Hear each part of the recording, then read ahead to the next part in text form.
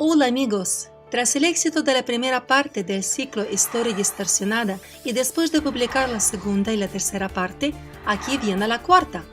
Dejen sus comentarios, opiniones y preguntas por favor. Entre todos es más fácil llegar a la verdad.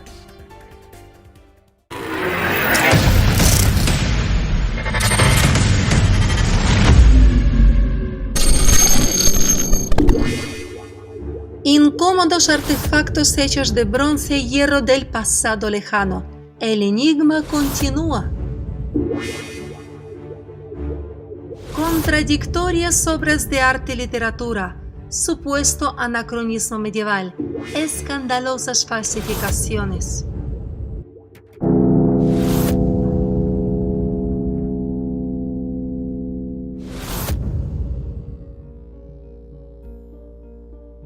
Hoy en día, en museos, galerías de arte y colecciones privadas, se almacenan muchos artefactos que supuestamente sirven como prueba de la versión generalmente aceptada de la historia de la humanidad.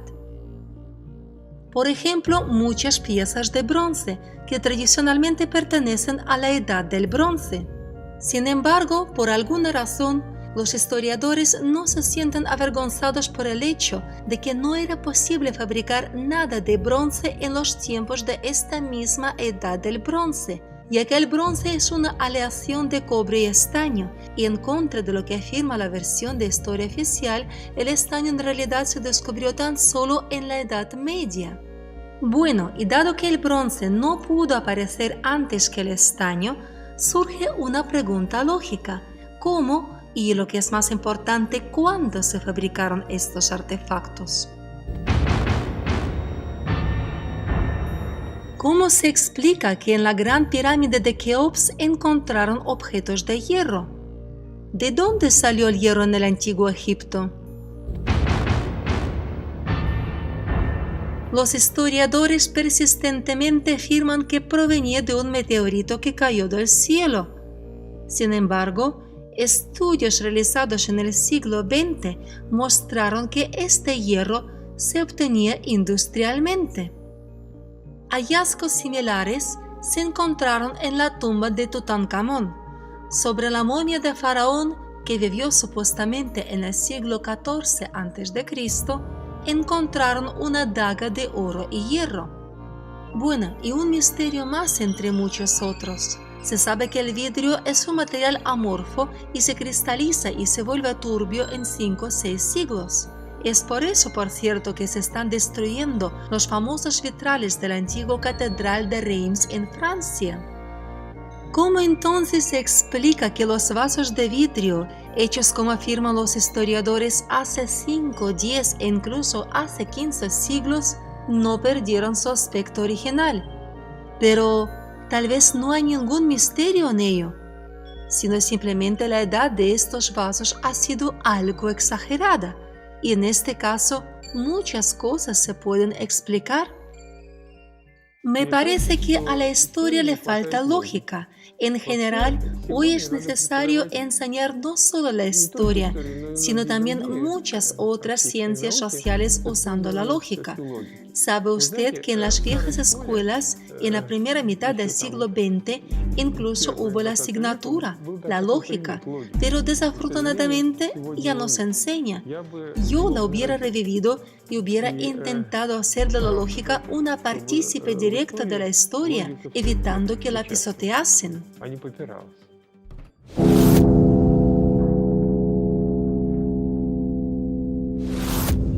Hay muchas cosas de las que a los historiadores no les gusta hablar, ya que éstas claramente contradicen la historia y la cronología oficialmente aceptadas.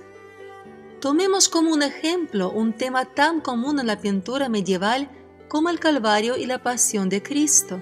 ¿Cómo solían retratar los artistas este acontecimiento? Resulta que ellos estaban convencidos de que Palestina estaba cubierta de vegetación frondosa y Jerusalén estaba ubicada a orillas de un río caudaloso o de un canal grande. Esta es la Catedral de San Lorenzo en Nuremberg. Una de las pinturas representa el descendimiento de Salvador de la Cruz. Miren, el ancho río azul y las colinas verdes son claramente visibles. Y esta es la catedral de Aquisgrán en Alemania. Esta imagen también muestra claramente grandes árboles ramificados, un canal o un río ancho. En este cuadro de Pietro Perugino también vemos una vegetación abundante y un río muy ancho con los barcos característicos de la época medieval. El cuadro de Bellini nos muestra nuevos paisajes verdes y un río. Fíjense cómo van vestidos los caballeros. De la Pinacoteca de Siena llega este cuadro, datado de 1505. De nuevo vemos el río azul. Albert Alldorfer también estuvo de acuerdo en situar un río detrás del Gólgota. Y lo mismo vemos en el cuadro de Antonello de Messina y de Albrecht Dürer. Y también en un sinfín de otros cuadros. Pero todo esto simplemente no lo hay en Jerusalén. Y en este lienzo hay otro detalle curioso. Junto a Cristo hay un hombre con un gorro de piel con orejeras.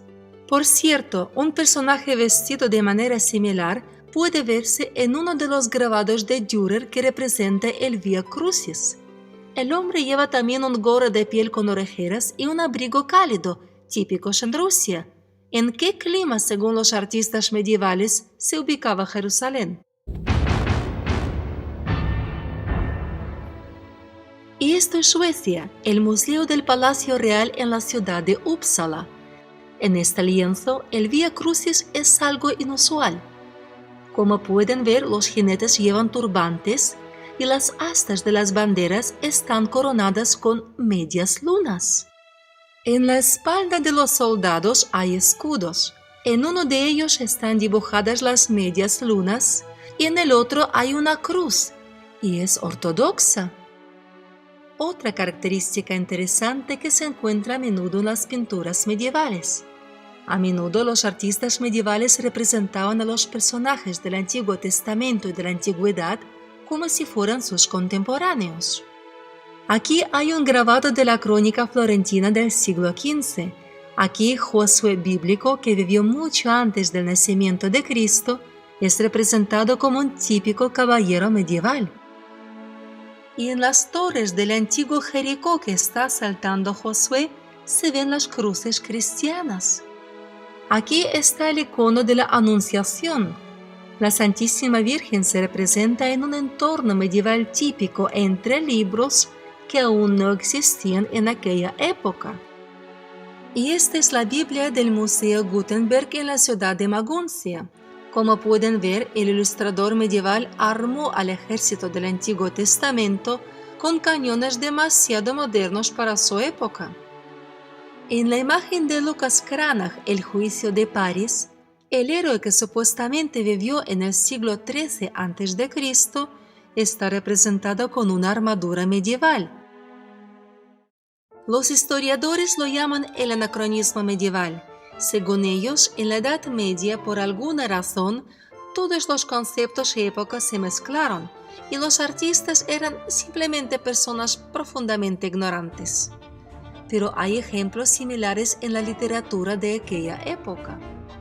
Por ejemplo, Petrarca, por alguna razón, argumentó muy seriamente que el documento del privilegio mayor concedido a la casa austríaca de Habsburgo por el mismísimo Julio César era una falsificación. Parece que aquí no había nada que demostrar.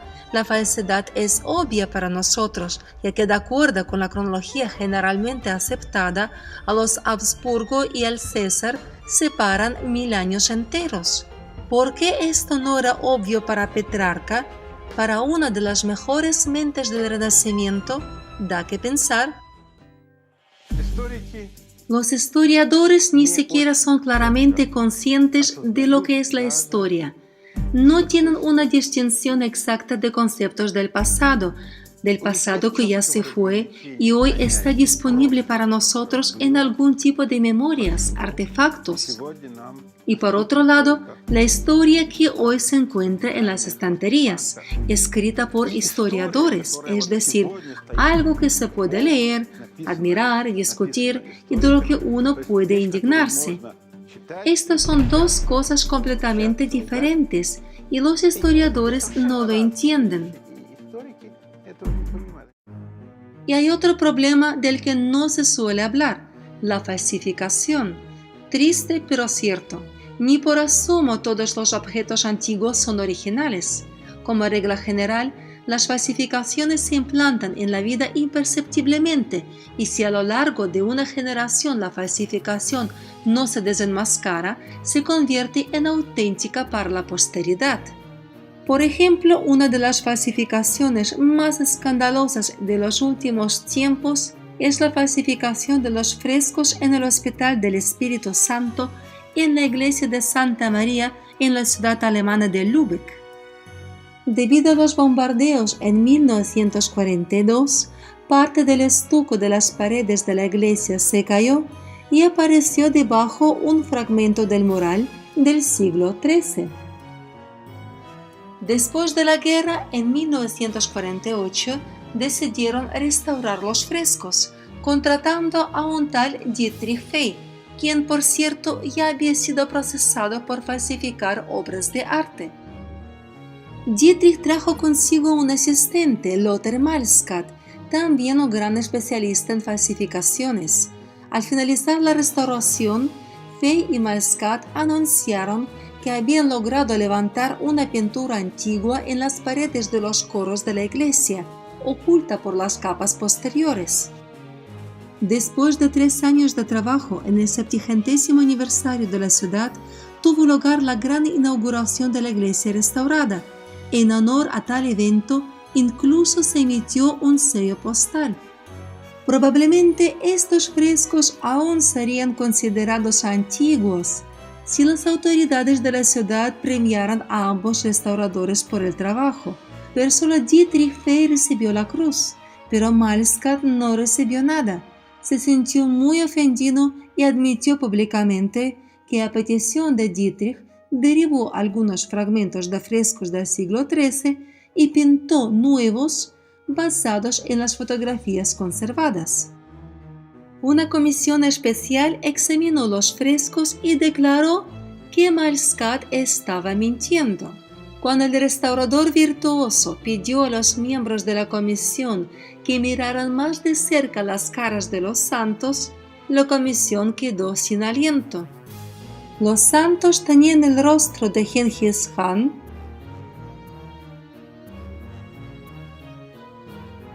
de Rasputin, de Marlene Dietrich e incluso de la hermana de Malskat. El escándalo creció y la comisión encontró otras obras maestras, entre comillas, de restauradores, en particular falsos frescos en la iglesia de Santa Catalina en la misma Lübeck. Por cierto, resultó que Malskat ni siquiera derribó el estuco viejo, sino que pintó directamente sobre él. Pero restaurar la pintura del siglo XIII no era posible. Los frescos irremediablemente se perdieron con el paso del tiempo. Y aquí es apropiado preguntar, ¿hasta qué punto podemos confiar en las afirmaciones sobre la antigüedad de las pinturas murales? Si en 500 años los frescos se perdieron en Lübeck, ¿qué pasa con la datación de otros frescos, supuestamente incluso más viejos? ¿Y cuántas falsificaciones más siguen siendo consideradas originales? Próximamente. El enigma de Baalbek libanés. Los historiadores guardan silencio. Tecnologías de construcción de Baalbek que no podremos repetir. Si quieres saber más sobre este tema, no olvide activar la notificación para no perder los siguientes vídeos. Es todo por hoy. Hasta pronto.